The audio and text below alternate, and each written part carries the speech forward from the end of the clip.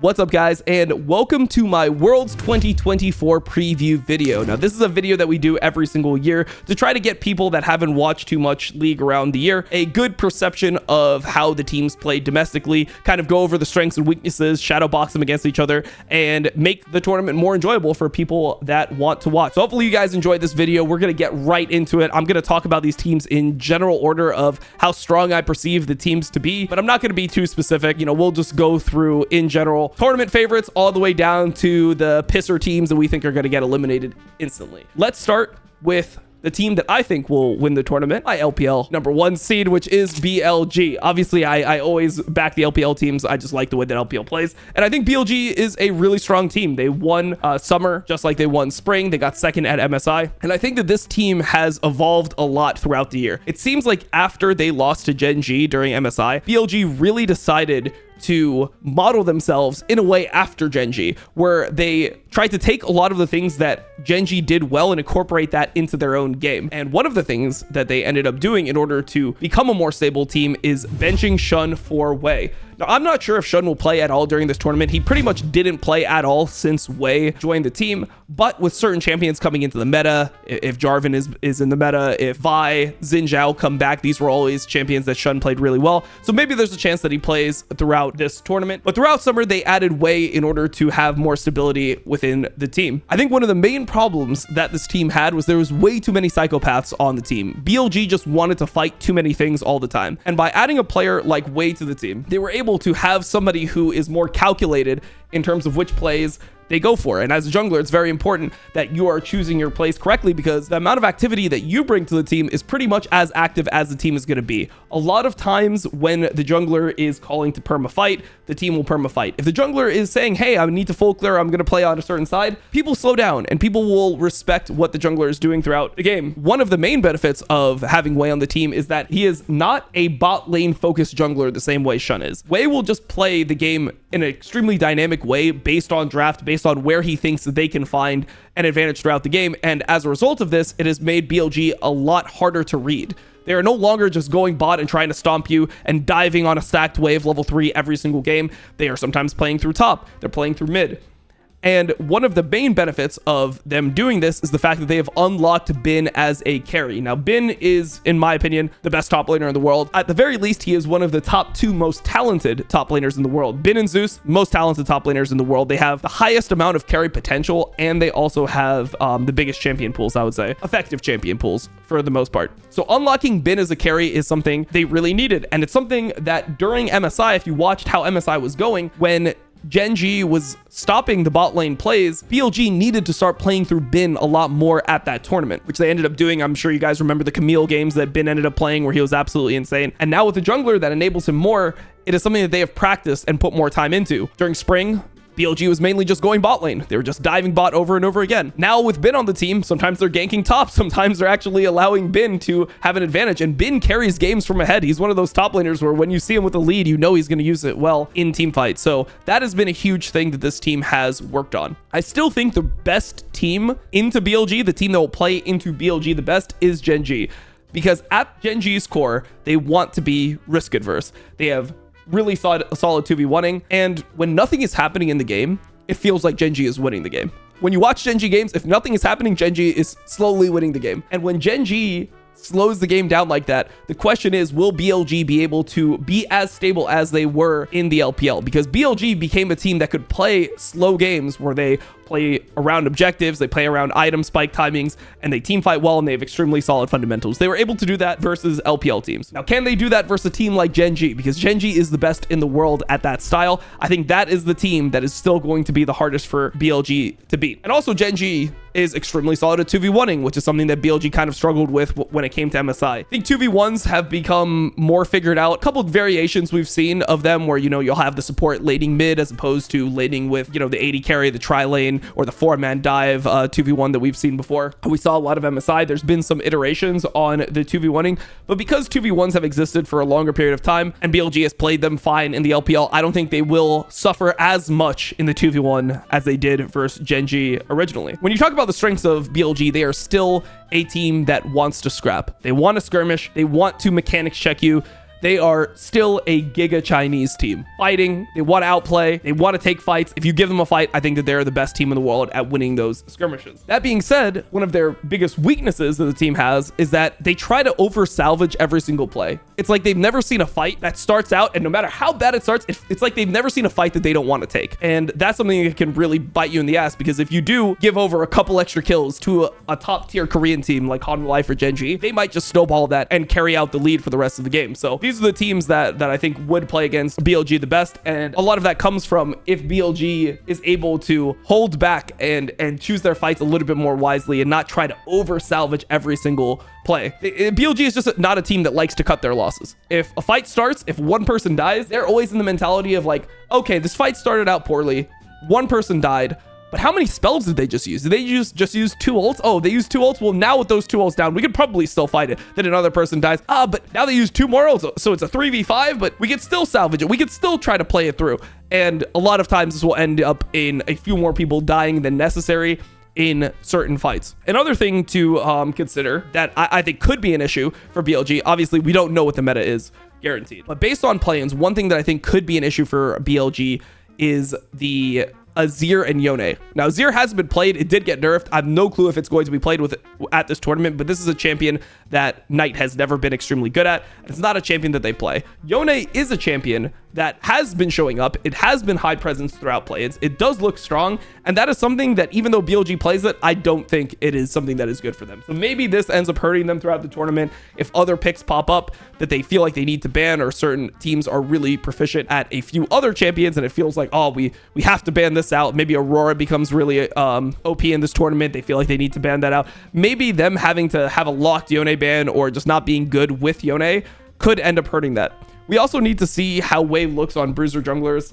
In the past, he has been extremely good at things like Viego, but he hasn't played them in a while. I'm not sure if he will be as good at like Viego, Wukong as some of the other players that have, you know, been playing the champions in top teams more recently. So that, I guess, is a question mark as well. Okay, let's move to Genji, who is still the best macro team in the world. And up until they lost in finals to Hanwha Life, they were clearly the best team throughout the entire year in professional League of Legends. Obviously, the MSI champions and the spring split champions of the LCK. Genji has pretty much the same strengths as they had throughout the entire year. So they're really solid at 2v1ing, which is just an extension of their immaculate macro game. They have really good team fight setups and vision control. And the thing I said during the BLG segment is that if nothing is happening in the game for Genji, it feels like Genji is just winning. When everyone is just farming and you're scaling towards a fight at a 3rd Drake or scaling towards a Baron fight or something at Soul, if terms are even in the game, it feels like Genji is going to end up winning the entire game. And obviously, when you are playing under really high pressure situations and people generally play a little bit more conservative, this is a great quality to have going internationally. Also, when you think about Genji as a team, they essentially have the ideal role balance for what people perceive is perfect League of Legends. What does that mean? Well, their top laner is somebody who wants to be on tanks. He wants to be weak side. Obviously, top is a role where you don't want a lot of volatility in the role most times because of the fact that your top lane will be up in levels, and if you have somebody who could weak side, it means that the people that will be able to do more damage throughout the game, so the mid lane, the AD carry, will have a solid front line going in. They have a flexible jungler in Canyon who can play pretty much every champion in the game. During last MSI, he was able to pull out things like Kha'zix that were really powerful. He pulled out his Nidalee, which used to be one of his picks, and that was a huge thing that changed how Genji was playing throughout the tournament. When teams originally looked at Genji, they thought, okay, if they're just playing, you know, standard tank junglers, they're not that scary. But then when Canyon was pulling out the Nidalee and the Kha'zix, they started getting Nidalee bans, Nidalee started smurfing in series, and it became a lot harder for teams to deal with them. So Canyon is somebody who has essentially an unlimited champion pool as a jungler. He can play all the carries. He can also play tanks. He'll be able to play Skarner. He's one of the best Skarner players, if not the best Skarner player at this tournament. He was somebody who was playing it a lot domestically in finals even. Champion is just better now in comparison to other tanks. So that is a champion that already is the most banned champion at Worlds. And maybe that's something where they will be able to pull a Skarner ban every single game, maybe on both sides. So that could be a huge advantage for them. They have the best mid laner in the world. Genji has the best player in the world playing mid, which is the best position to have the best player in the world in. And Chovy has, like Canyon, essentially a unlimited champion pool. There are a few styles that I think Chovy is not that good at, or he doesn't really want to play, which would be like the Annie mid Lissandra style, but that doesn't look like it will be relevant within this World Championship. It seems like the meta will be things like Syndra, Orianna, Akali is one of Chovy's best champions. If we see Silas come through, that is something that could be great for him. Yone is a champion that, you know, Chovy's probably top 2 Yone player in the entire world. That's a champion that has been extremely high prio at this World Championship so far, and it just looks like the meta should be fine for Chovy. They have a high damage cleanup AD carry in Paze. Paze is a great AD carry to have on your team because he's not going to make many big mistakes. He plays consistently, and when you get him to late game fights, he will perform. He has insane mechanics. They round this off with Lehens. Super smart support and somebody who plays engage supports well, which I think is extremely crucial in most teams, to have a support player that can play engage well, which is not something that every team has. It seems like in people's minds, most AD carries or most supports will be able to play engage, but we see, for example, a player like Keria, one of the main competitors to Gen.G throughout the year. Keria doesn't have great engage play. He can play it. Everyone can play engage champions and lock it in and be semi-effective, but Lehens has the ability to really win games as an engaged support player. Also, there's a few combos that are pretty interesting that they run. They like to play like Maokai Blitz, for example, and that is something that Lehens pulls off really well. They won a huge game at MSI versus BLG using that Blitzcrank. When you think about the weaknesses of Gen.G, a lot of it stems from the fact that they don't take a lot of risk. They are sometimes overly passive throughout games. Sometimes they're inactive, and that gives teams the ability to get ahead. It's not that hard to get ahead of Gen.G. It's hard to win the game against Gen.G, but getting like a lead, like 1-2k gold lead, something that you see pretty frequently, even versus some of the worst teams in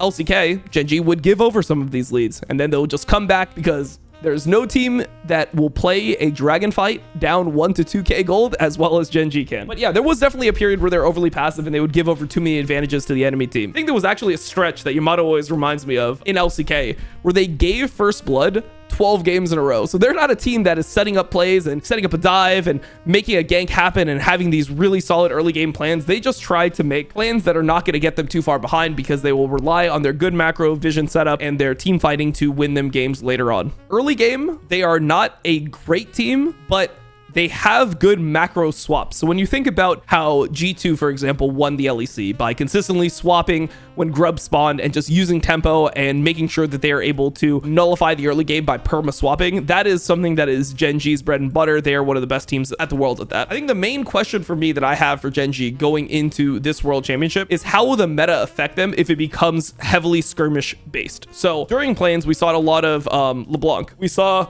Orianna bans, which is something that you would think would be a Chovy champion. If you just thought about what Chovy's good at, really good laning, and you thought about Orianna, you'd be like, oh, that would be a huge Chovy champion. He didn't play it much at the last World Championship, so he doesn't seem to really like playing that champion. So if you have a lot of these skirmish 2v2 style comps where it's like Orianna Jarvan, Syndra Jarvan, more Lee Sin is played, you know, you're playing fighting early game, fighting 2v2s, will Gen.G be good at that? Because it seems like the plan for them has been pretty much let Chovy farm, don't put any risk into the game, let him go to a side lane, let him get strong, and he'll carry the game. And even though the meta was different champions in spring, the champions all were champions that functioned with high levels of farm. Asol was a huge champion for spring that Chovy was really good at. Azir as well.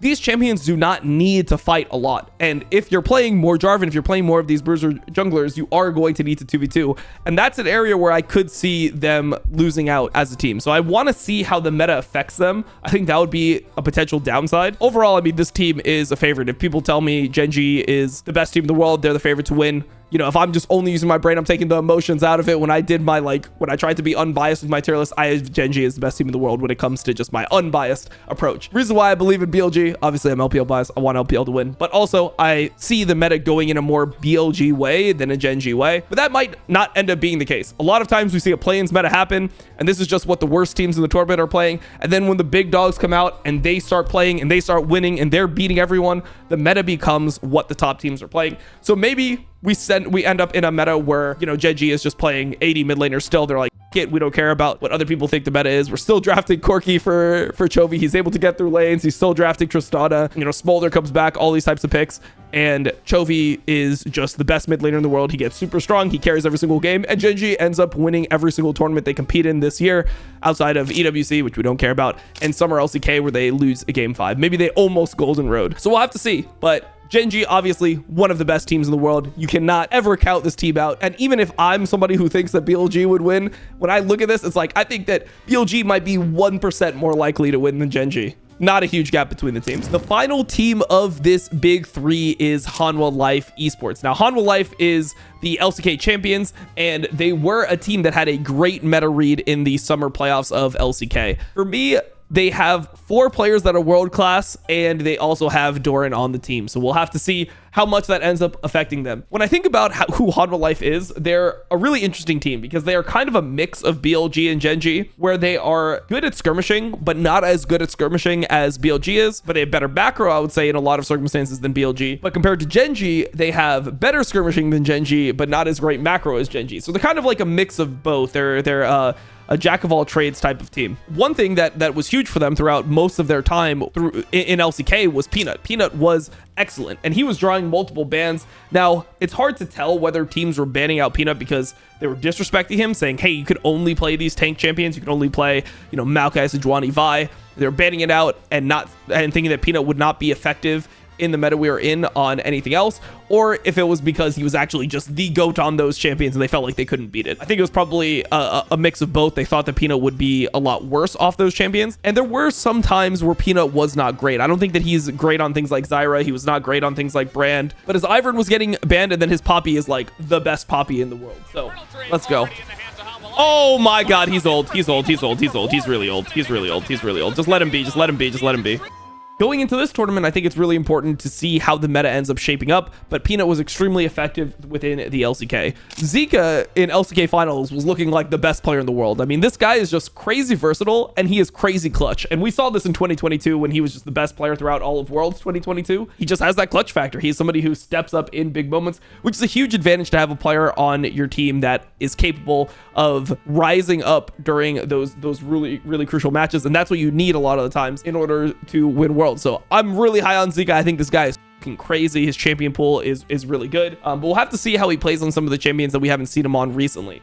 Kali is coming back. That's really good for Zika. Silas might be coming back. There's some rumblings about Silas. We'll have to see if it's being played on stage. Yone is the highest prio champion. I think teams are just gonna have to ban it against Zika every single time. We'll have to see, how good he is on things like Syndra, Orianna. I mean, his Orianna has been okay before. For example, Syndra, we haven't seen him play Syndra much. His Ahri is decent. I don't think it's as good as somebody like Chovy's Ahri or Knight's Ahri, but he does have a good Ahri. So we'll have to see how the meta ends up shaping up completely around mid lane. Viper, best AD carry in the world. I think he's been the best AD carry in the world for a while now. I don't think the meta is specifically good for him. His Ziggs is good, but I don't think that he wants to be playing Ziggs. If Jinx ends up being picked more, which we saw some of it being early picked in play-ins, if Jinx ends up being picked more, I think that's really good. If Xayah is picked a lot, this is really good for Viper. So depending on the meta, I think that Viper can be a huge factor for this team's success. But if it ends up being mainly utility, AD carries like Jhin, Ashe, Varus, MF, and then like Ziggs being played, these types of things, I don't think that this gets you the most out of a player like Viper. Delight, insane player, really well-rounded. To me, he's the second best support in the world. If you tell me you think Delight is the best support in the world, that guy is just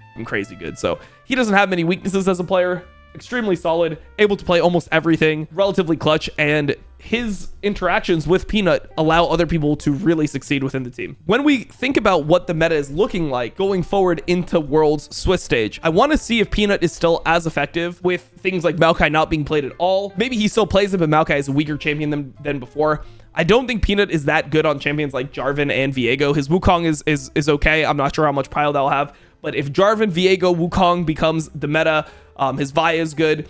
Does he end up having to pick Poppy more? Is Poppy getting banned versus him all the time? How is he going to navigate this meta? Because I do feel like Peanut is a player who wants to be generally on those tankier junglers, which people are, not playing as much of. Skarner is a champion that should theoretically fit Peanut's wheelhouse. But that being said, it was already good on 14-16 in LCK playoffs, and he wasn't playing it. It was just Canyon playing it a ton in the LCK. So I'm not sure how good his Skarner will end up being. We do see a meta change. There's no reason why Hanwha Life shouldn't win Worlds outside of the fact that Doran is such a question mark. To me, Doran can just lose you games in a series, and there's no player that I see on Genji and BLG who I'm like, this player is going to guarantee lose you one game every game in a series. And that player is Doran. Like, Doran will just have these remarkable stinkers, and having that like that guy that can throw games so hard. I feel like this is one of the things that holds Hanwha Life back, because it's very hard to just give away a game in one of these high pressure series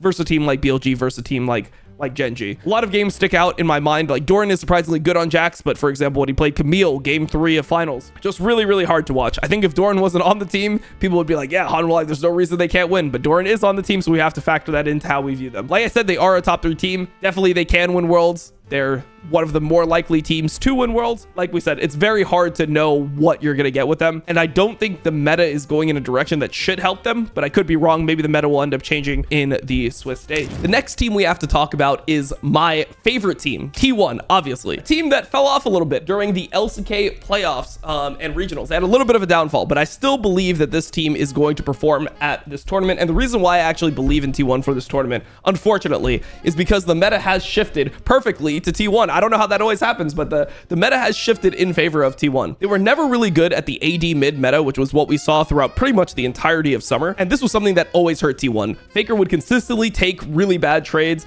He would die 1v1 early levels even, or he would have to TP back. He would take this Faker trade, as I would call it, where he would just lose all of his HP for no reason. And because of this, he would be behind and they would have a lack of pressure mid, and it was very hard to play the game around him when the whole game plan in this whole split for other teams was get your AD mid as strong as possible, and then once they hit like 2-3 items, they do so much consistent damage they just carry the entire game. This is something that T1 never did. Now we're moving away from this AD mid meta. You know, there's been nerfs to items, there's been nerfs to absorb life, runes, things like this, nerfs to Doran's Blade even. All these types of things I think will be a benefit to T1 because they don't want to be playing AD mids. They would much rather play the meta that we're seeing right now of Orianna, Syndra, LeBlanc. Ahri is something that's good for Faker. I think that these are all types of utility picks, or not necessarily utility picks, but champions that have agency to make plays, which is what Faker wants to do. And that will synergize much better with how T1's like optimal playstyle is, where they're playing these ganking junglers from Owner. When they played Rel is when I think of them as the best. When they were playing Jarvan Rel last year, I thought that was when T1 was at their absolute peak. Obviously, Rel will not be in the mix anymore, but you have Skarner coming in, you have Jarvan with these AP mids. I could see them making a lot more plays, which is what they want to do as a team, especially mid jungle, because mid jungle is not the carry of this team. When you think about T1, they have extremely strong laning bot lane, so they want certain types of picks to be in the meta. They were always really good at Caitlyn Lux. They were good at Ashe support when they would play Ashe support with pretty much every AD in the game. They would play Kalista Nico, Kalista Renata. These are all pairings that are super good for T1. But when they have to play standard stuff where it's utility AD carry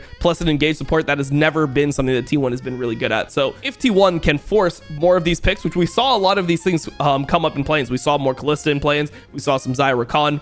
This could be really good for T1 because they just don't have, like, Keria is a player who needs to play that weird champion to have a lot of impact in the game. If he just plays standard engage support, players like Delight, players like Lehens, players like On are significantly better than him. When it comes to the other side of the map, T1 has always had one of the best top laners in the world. So Zeus to me is one of the top 2 most talented top laners in the world. It's just Bin and Zeus. I think these guys are just on a different dimension when it comes to how hard they can carry games with picks and their mechanics and, you know, their just individual ability. Zeus is a player who, if he can get his like Yone counter picks, or if he could get like, you know, for example, the Vayne, which is something that he was really good at. If he can get these types of counter picks, I feel like he is extremely good at punishing the enemy top and just having a huge lead just snowball out of control. When it comes to what I think T1 is bad at, they have never had great jungle support synergy. Controlling vision together, when you think about Owner Keria, you don't put them on the same tier as like Canyon Lehens or Peanut Delight. These are combos where they make a lot of plays together. They group up and they do things together. I feel like Owner just plays his own game and then Keria just does, you know, whatever he wants, and that's how T1 ends up functioning. They don't cover side lane much at all. You know, one of the problems they've had consistently is that T1 never plays on Faker's side, so Faker is always just pushing waves blind and just hoping that people don't gank him. This is something that I think could bite T1 in the ass, and I think it will bite them in the ass when they play against some of the better teams like BLG, Hanwha Life, Genji. So pretty much T1, the highest I can see them going in this tournament is 4th. I think they can make semifinals. Maybe if the meta hits them in the face completely and everyone is just playing exact champions that T1 wants to play, maybe then they can go higher than that. But I think that they are just significantly further behind BLG, Genji, and Hanwha Life than they've ever been before. They've always been like just a small tier below, but now I think they're actually, you know, worse at multiple facets of the game. That being said, I don't see them losing to any teams outside of those teams. I can't imagine Top Esports beating them in a best of 5. I just can't see it because Top Esports just doesn't have that clutch factor. They collapse during series. It feels like T1 will be able to make series competitive enough that their aura will carry them over the finish line. And we saw this, when they played against G2. G2's winning the game. It's game 5. You think G2's finally going to win, and then they just make a pick and T1 ends up winning. The game versus TL when they played against TL at EWC. These games feel super winnable. It feels like it's almost a lock for TL, and gets caught a couple times and suddenly T1 wins. I feel like T1 just has the ability to grind out these series, and especially when you consider the world stage and the fact that everyone's going to be even more stressed. I think T1 will handle this stress better than the other teams and be able to clutch out series versus anyone outside of the big 3 I have coming into this tournament.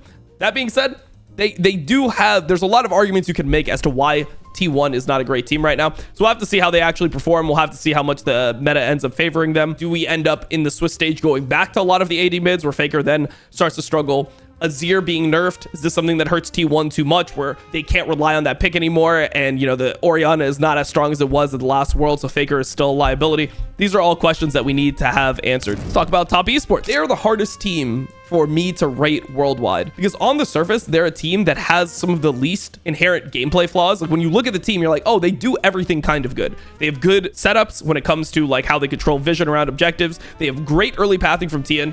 He might as well just be Peanut 2.0. He was actually the MVP of LPL this split. When Jackie Love and Mako are playing well, they have some of the best 2v2 laning in the entire world. And 369 is always effective. He doesn't play many of the carries like Gnar, Jax, Camille. He plays a little bit of Kennen, but I don't like watching him play it. But he can always play strong blind picks like Renekton and Cassante and play them into hard matchups and do better than pretty much anyone else besides for like maybe Keen. But then he also has enough niche counter picks, Mordekaiser into Cassante or Ornn into Renekton. He has these picks that a lot of people aren't able to actually pull off on stage that make it hard to blind pick into him. So they're a team that definitely has the ability to make your top laner stress. If they have a red side counter pick, it's very hard to blind things into 369 because it feels like he always has an answer. There's always also the 369 Gragas, which is something you have to consider. Seeing a little bit of people play it in Champions Queue and stuff like that. So we'll see if that actually ends up popping up because that's always been a 369 special. Like T1, I think Top Esports will benefit a lot from different champions being in the meta. When you look at Cream, at his core, he's an assassin player. If we end up in a Kali Sylas meta, that is perfect for somebody like Cream.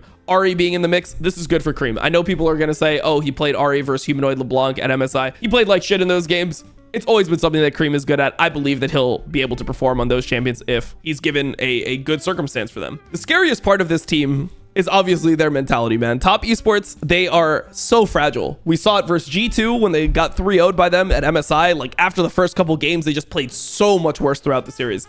Then you look at, their best of 5 that they played at EWC versus T1, where they come out, they smash them game 1, then game 2, 3, 4, they just shrivel up, become nothing. We saw it when they played against Weibo. We see it when they play against BLG. They're a team that crumbles so easily that it's so hard for me to rate them highly. Like I think in my brain, they should be a top 4 team. They should be better than T1. When I just look at how they play League of Legends, I just don't trust them at all. I can't trust them after everything I've watched this whole year. So it's very hard so even though in my brain they're top 4, I just have a feeling that they're going to be a just disaster.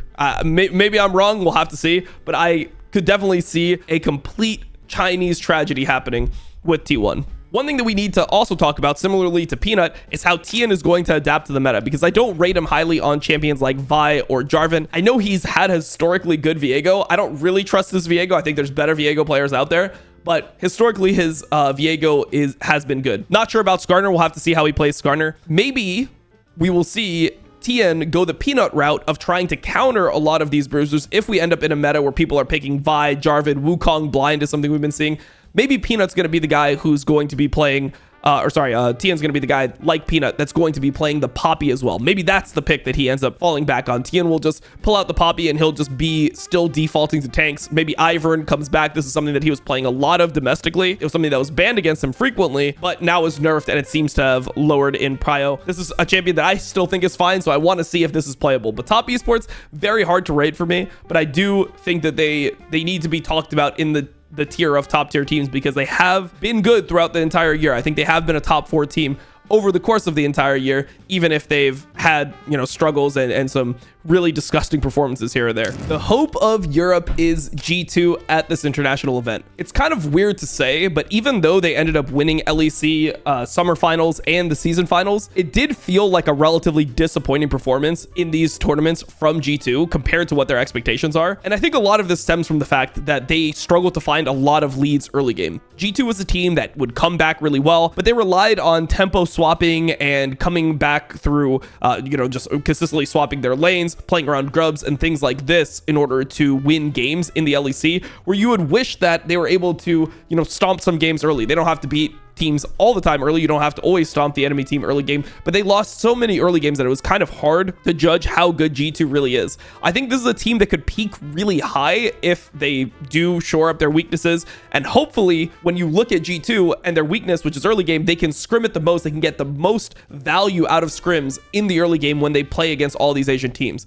Because once they get out of the early game, they do have some of the best mid to late game macro in the entire world. They're extremely creative team. They have a lot of experience, and they do understand how to close out games, which is something that not many Western teams have the ability to do. I would say individually, Yike played pretty poorly throughout most of the summer and season finals. It felt like he was really out of sorts. He just wasn't getting leads. He was making a bunch of strange mistakes that we hadn't seen him make before. He had a very interesting Gwen obsession in season finals where he just played 2 Gwen games and pretty much solo lost them. It just didn't look good at all. And it was really confusing to me personally that he wasn't pulling out the Lilia, because Lilia is a champion that was being first picked in Asia. I mean, we saw it getting banned 1, 2, 3, versus T1. We saw it getting first picked by people like Tarzan, and it was a champion that looked really, really powerful. And knowing Yike as a Lilia player, somebody who was pulling it out when the champion wasn't even that good, you would expect him to play it more in this type of meta once the Brandon and Zyra got nerfed. But he wasn't playing that much of it. He was actually favoring a nerfed Brand over Lilia, which I thought was really strange. Yeah, when it comes to their mid to late game macro, I have no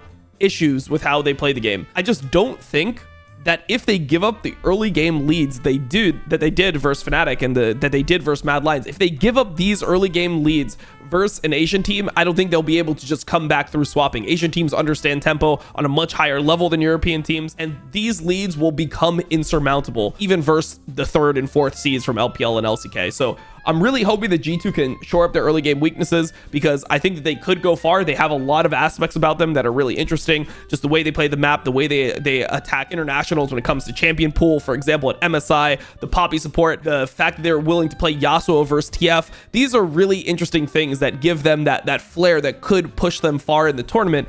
It's really just about, can they figure out a way to not get super far behind? So that's what I think about G2. Now, my personal hope for NA is still Team Liquid. I believe in this team even after they lost to FlyQuest. And I think it's really hard to properly rate a team like TL after an upset, because you don't want to completely overreact and say, oh, well, TL lost to FlyQuest. Well, now they're just significantly worse than FlyQuest, even though they had been better than FlyQuest the entire year. But at the same time, you have to try to extract some value from the fact that they did lose in finals, and it did seem like they were playing worse under the pressure of being favorites and playing in front of a crowd and things like that. So you have to incorporate the loss into your evaluation of both teams for sure. I personally feel similarly about TL and the LCS as I do about Gen G in terms of their strength within the LCK, where both those teams ended up losing finals, but they still were the best teams the entire year in their regions. So I don't want to just say one series changes everything. There's a lot of things that TL has done over the course of the year that has made me believe that they are the best team in North America. So let's get into one of their main strengths, which for me is their lane swap understanding, which I believe to be world class. They can find leads in lane swaps versus even some of the best teams in the world. We saw this at EWC when they played against T1. They understand specifically all different iterations of lane swaps that you can do and how to localize experience and gold on the person that they need to carry the game, which is something that a lot of people don't do. A lot of lane swaps are standardized at this point, where there's different iterations. It used to be that you would have everyone go top and you would 4-man dive and you would just deny the waves, and then you'd base once the wave was dying, and you send 3 people bot to cover your wave and escort your bot lane back to bot lane, and then you just end up in a normal game state. Now the iteration that we're seeing the most of is the support laning mid with the mid laner, getting level 2 off mid with the mid laner, while the top laner gets level 2 with the AD carry. And what this does is allow the support to get level 2, walk to the dangerous lane, the lane that is being swapped to, and then the top laner can TP and everyone will be level 2 and they'll actually be able to survive a dive. So there are multiple different iterations, but one thing that TL understands is how to dynamically play them. One game that stands out was in winter bracket finals, where they played against FlyQuest, where they realized that keeping the Kai'Sa top, which was Gion's Kai'Sa top, 1v1 for a long period of time versus Bwipo's Wukong would just make it a situation where the Kai'Sa will get all the resources. He'll be able to even zone the Wukong, and they'll be able to get such an advantage and carry that throughout the game, which is a decision that a lot of other teams wouldn't make. Most teams would just end up trying to lane their top laner versus the enemy top laner. And this is something that I really like about TL. I think a lot of it stems from having Core JJ and Impact on the team, because they are such veterans and they're so smart about the game, so they're able to lead a lot of these lane swaps. When it comes to how meta changes will affect TL, it's really hard for me to say with confidence, because on one hand, I don't think that APA is very good at some of the champions that are coming back into the meta. So like I don't have any opinion of his Akali. I know his Orianna hasn't historically been good, but I think that he has good answers to these champions. So if we end up in a situation where people are blinding a lot of Akali and people are playing Ahri a ton, maybe then APA's Talia comes back, which is something that he's really good at. Or if people are blinding Orianna a bit, maybe that opens up more Ziggs picks and more of these poke champions for APA that he's really good at. So I could see it kind of going both ways when it comes to APA. So unsure about the specifics of meta shifts affecting mid lane. I will say the person that I'm nervous for on TL is obviously Umti. He's had a lot of really bad games. I don't think he's specifically good on carry junglers. I mean, the game 4 Lilia performance really stands out in my mind. You know, his Lilia performances in general, I don't think were great. And he was relying heavily on Maokai Sejuani. He was playing Maokai Sejuani Ivern a ton.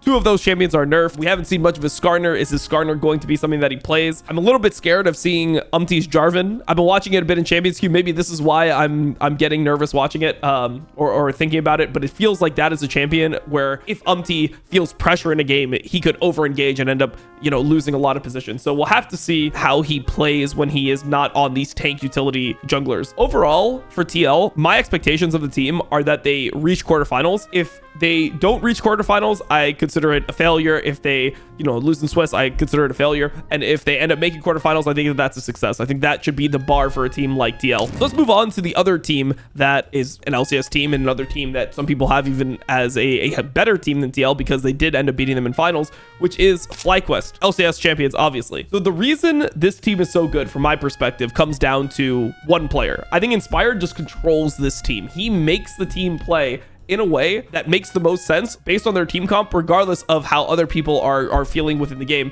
And I think that his decision making and versatility allows Fly to almost never be super behind going into games. They always are playing for logical power spikes. They're playing for the right Drake, which some teams just don't do. Some teams will contest a Drake that they should never contest and just lose the whole game. It feels like FlyQuest never makes those really bad decisions. They have extremely good fight understanding, and they're able to in-game figure out how fights should be played, like who needs to actually stand in front, how you're going to tether, which is like what ranges are you going to be playing on, who needs to hold abilities, who needs to try to force action. They figure out all this stuff in game better than most other teams, or maybe the best Western team at figuring out all this type of stuff in game. They heavily relied on Quad's ability to lane in the LCS. Quad was, I think, the best laning mid laner in all of the LCS. He was very, very consistent, never fell behind. He doesn't take bad trades ever. He puts very low risk into the game, and he's very, very solid. I wonder if he'll be able to replicate the same thing on mages. I know he used to be a Cassio player. I don't think Cassio will be extremely good in this meta, but I mean, if he's good at things like Orianna, Syndra, if he could replicate the same things, I think that this could be very good for the team. The issue with this team, FlyQuest, when it comes to best of series, is Bwipo's volatility as a player, in my opinion. I would say normally it was Bwipo and Busio, but I think Busio has improved lately, and he is playing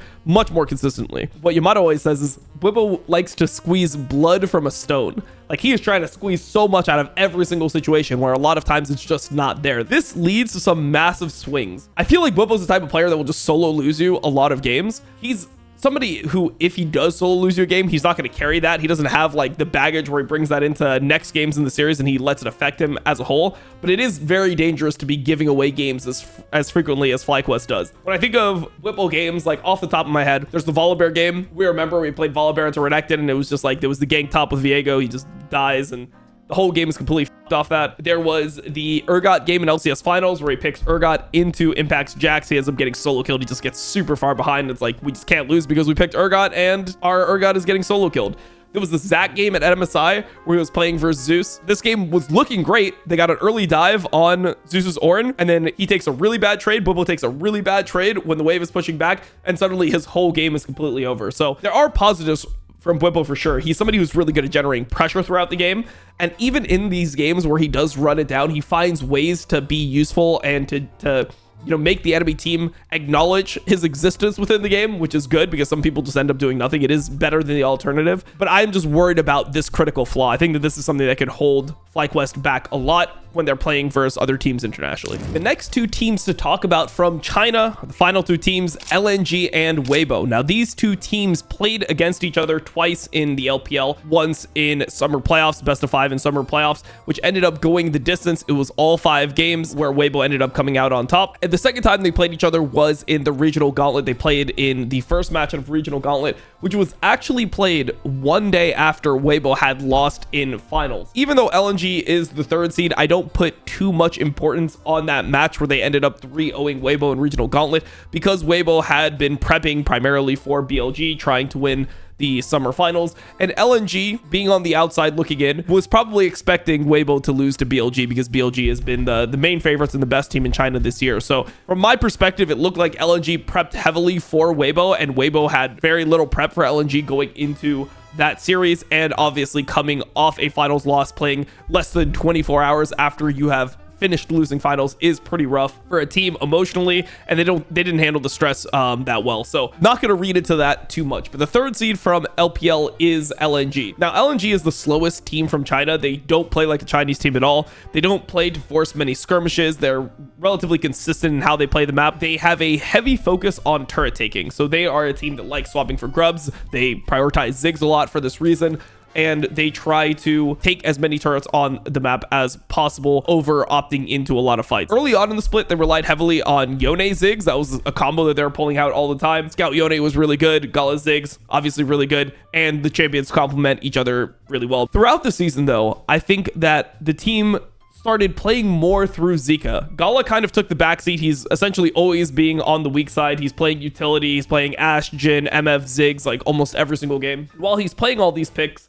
they are giving more agency towards Zika, because I think Zika is a player who has the ability to counterpick top with a bunch of different champions. Not only does he have some unique blinds, or not really unique blinds, but strong blinds that other people are not as willing to play, things like the Kennen, but also he has the ability to counterpick a lot of meta picks. So he's the type of guy where if you give him counterpick, it just unlocks a whole another level of Zika. For example, his Rise into Kennen is something that he likes to play, and that is something that has been really effective for him. With Rise being buffed, could definitely see that at this World Championship. When he doesn't look as good, it's when he's blinding K'Sante every game. When he's playing 3 games of K'Sante into 369, and 369 plays 2 Mordekaisers and a Poppy, and he doesn't have the ability to really put his stamp on the game. When it comes to LNG's biggest weakness, I think that they have the worst support jungle synergy in all of Asia. This is something that could really bite them in the ass going forward. I think that just player for player, I don't rate Weiwei super high.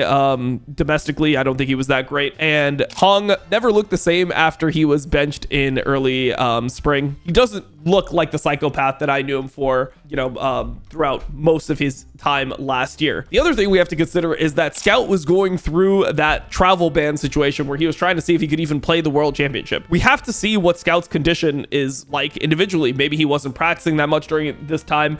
Maybe the team was scrimming with Yagao. Who knows what was actually happening, but it looked like Scout was not going to be able to even attend this World Championship, and I think that this whole situation might put a damper on LNG's world run. Now, moving on to Weibo. Weibo actually surprised a lot of people. They added Tarzan to the team, added Breed to the team after that really disappointing spring. Tarzan started off poor, but he has been excellent since the end of the summer placements. So since the beginning of what they call the summer season into playoffs, Tarzan was insane. He was able to play pretty much every single champion in the game. He has an infinite champion pool. He's able to seamlessly bounce between playing things like tank junglers like Maokai, or even Ivern, to jumping to the Brand, jumping to the Zyra, playing Nidalee. This guy is so good at playing different styles, even if he hasn't played them that much recently. So I think this is one of the huge advantages the team had. Also, the team heavily plays around his tempo. They make plays where Tarzan is, and they try to not int when Tarzan is on the opposite side of the map, where some teams play a lot looser than that, but they are very strict in making sure that they are playing around Tarzan. The way that I view Tarzan is almost like a Korean version of Inspired. He's that type of jungler where he's really consistent. He has a very good mindset about what he wants to do for the game, and he's able to incorporate everyone else into that mindset and bring them all into play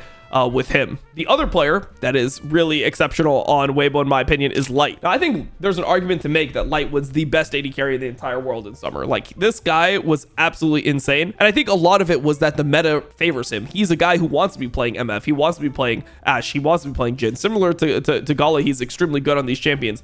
The difference, I would say, is that when Gala is playing, I feel like his X factor is if you start blinding certain champions, then, you know, you have the Gala Kaisa and things like that coming in. But Light on utility AD carries, I mean, his Ashe was phenomenal. His Ziggs, I mean, it wasn't great. Like, his win rate wasn't great, but I think he's actually pretty decent at the champion. His MF, his Jhin, like, all these picks are really good for Light. Also, he was one of the people that can play Varus, where Varus fell off in Prio. It wasn't looking as good for everyone. But yeah, he's a master of the utility AD carries. The team is extremely good at playing towards bot lane and making bot lane suffer. This is something that BLG dealt with well in like game 2 of the finals, but I could see a lot of other teams not dealing with this amount of pressure and constant harassing, the dives, the timings. It's something that I could see Western teams not dealing with, or some of the lower seeded Asian teams not dealing with well. As far as the solo laners on Weibo, I feel like they're both pretty mediocre. Breathe was a huge liability. He ended up stepping it up. He found a couple champions that he was able to perform on. You know, he was going to his Gnar, which he plays into Renekton. His Renekton blind was fine. You know, Rumble, this type of stuff. But he was a liability earlier on. Got a little bit better as the split went on. For Xiaohu, I thought Xiaohu was very similar to Faker in terms of the ADC mid meta, where early on it didn't feel like that did him any justice. Like, as a player, he wants to be doing more in the game than just farming. That is the advantage of Xiaohu. He was bad at the AD carry meta. I will say that Xiaohu got a little bit better at the AD carry meta when Lucian came into the mix, because Lucian allowed Xiaohu to have that one champion that he was really good on, which covered some of the weakness that he had. But at his core, I think of Xiaohu, like when I think of Xiaohu and I think of moments that I was really impressed, I think of like that top lane arc where he was playing Sidra, which is coming back in the meta. And I think about when he was playing like Lissandra, for example, a lot into Faker at that MSI that he ended up winning in 2022. These are the types of things that I think of when I think of Xiaohu in recent years, as more of like a utility facilitator type role. So I think that Xiaohu is a player who might benefit from the meta changes, but you got to remember that this team is a momentum based team.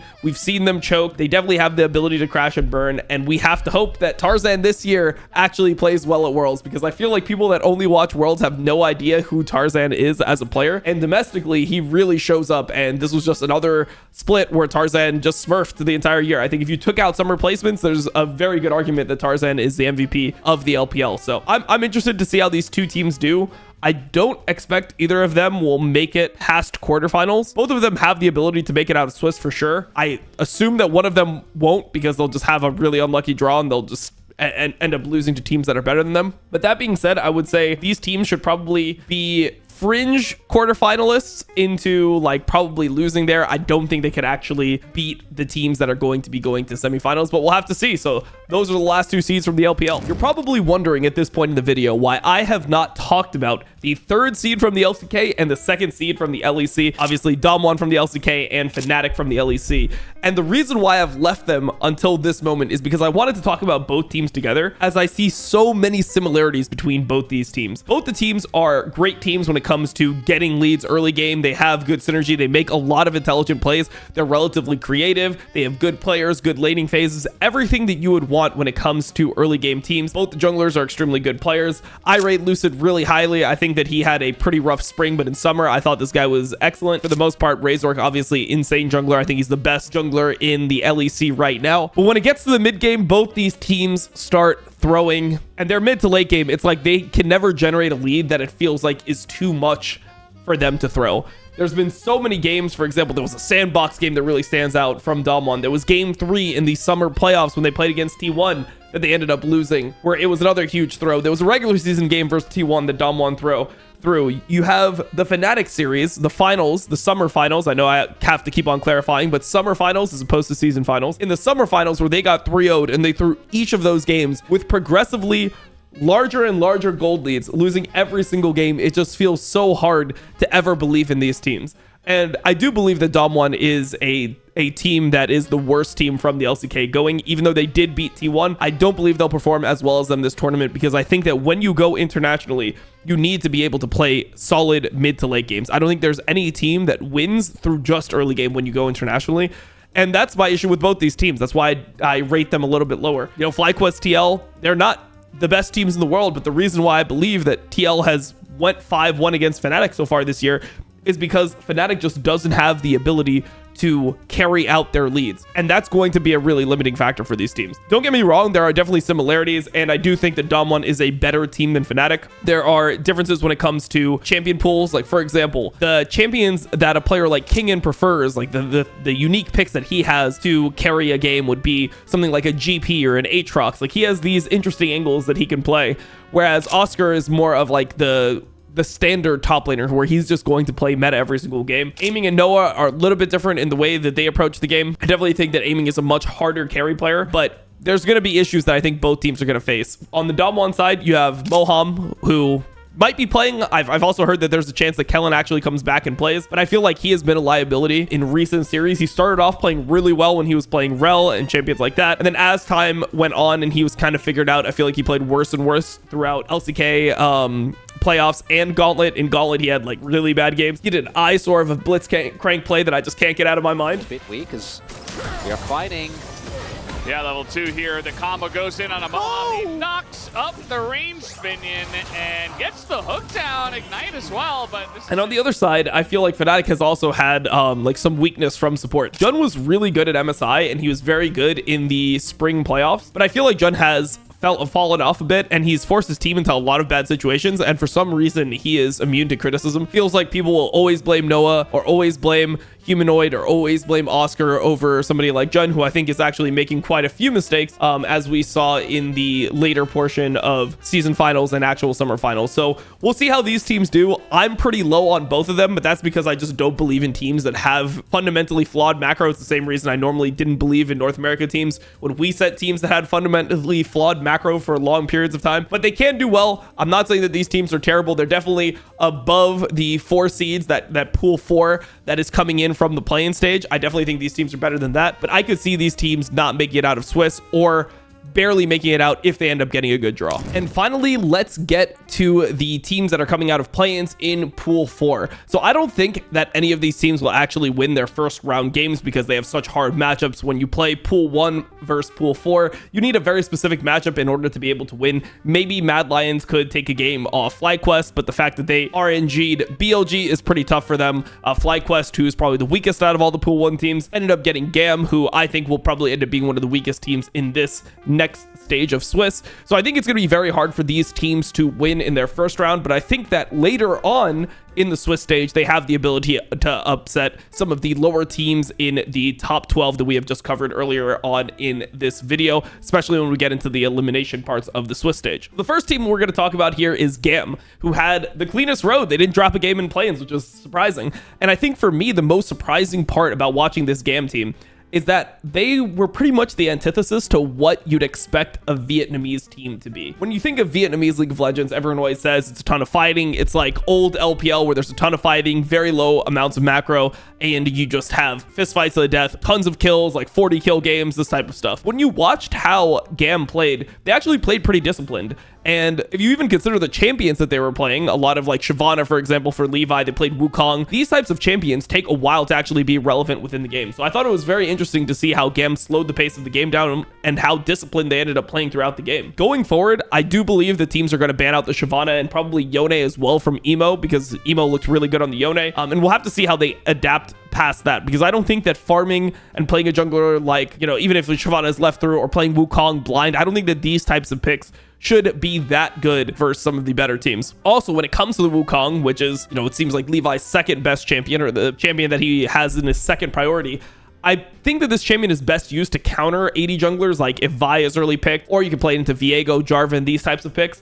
But I think blind pick Wukong should be pretty punishable by AP champions and tanks, things like this. So I'm not sure if this will be a very good champion for them going forward, especially when they start playing against better teams. Also, I consider IWillDominate to be a liability on the team. I think we saw tons of moments where even in these wins, IWillDominate is making pretty stupid mistakes, where dying on waves just like you would in solo queue when your support goes to roam and put a ward down. These are mistakes you can't really be making versus better teams. There's times where he's dying when he has his flash up, and I just feel like having an AD carry that is making crucial mistakes will be a downfall for your team going forward. So we'll have to see how GAM does. I do think that they will probably be one of the worst teams in this stage, but we'll have to see if they're able to work some of that Vietnamese magic. Next, we got PSG, who is a really hard team for me to evaluate because I didn't watch much PCS. Ashi impressed me a bit. I think he's a really versatile player. Probably should be useful throughout the Swiss stage. Maybe his team pulls out an Aurora permanently because of how well he was playing on it. Who knows what PSG can actually end up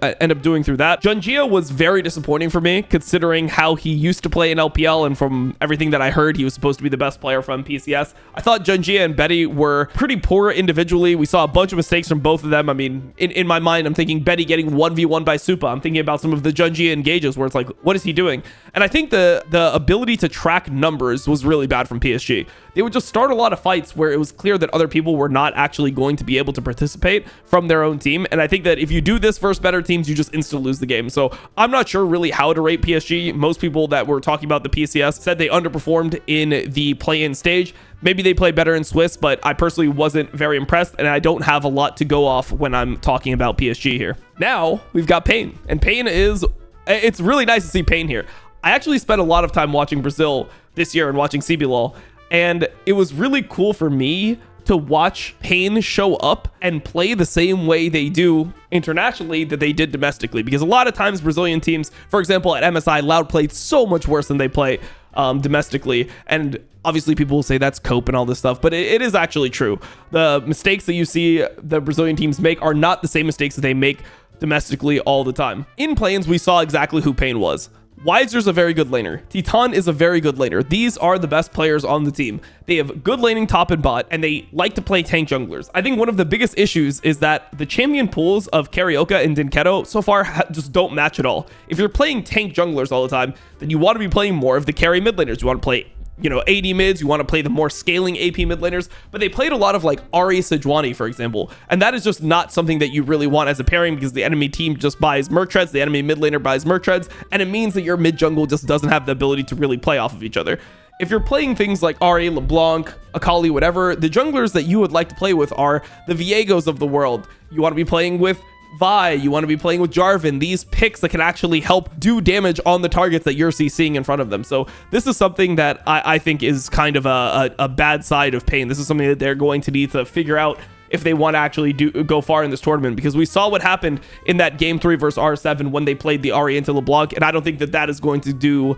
I don't think that's going to go better when they play against teams that are, in the higher tiers here. I think that as a team, Pain's skirmishing and their early game plans make sense because they're able to generate lane leads. They're able to figure out how to, dive off that, or to set up a play based off this, grub swap, all that type of stuff is fine. The biggest issue with Pain is how they play when it comes to setting up objectives. There's times where they have a gold lead, there's times where they're stronger than the enemy team, and they just let the enemy just walk into a zone that they just shouldn't be able to walk in, or they just botch the fight, or somebody gets caught, and this is the downfall of this team. I hope that they don't make these same mistakes, because it would be nice to see Brazil go far, but I do think it's going to be a rough showing for them. That being said, still an overachievement getting into Swiss stage from CBLOL. So in the final CBLOL, they actually got out of groups for the first time in 9 years, so respect to Pain Gaming for that. Next up, we have the final team, Mad Lions, who have upped their year-long win rate to now over 45%. So big stuff right there. The fact that they were able to get over 45% year-long win rate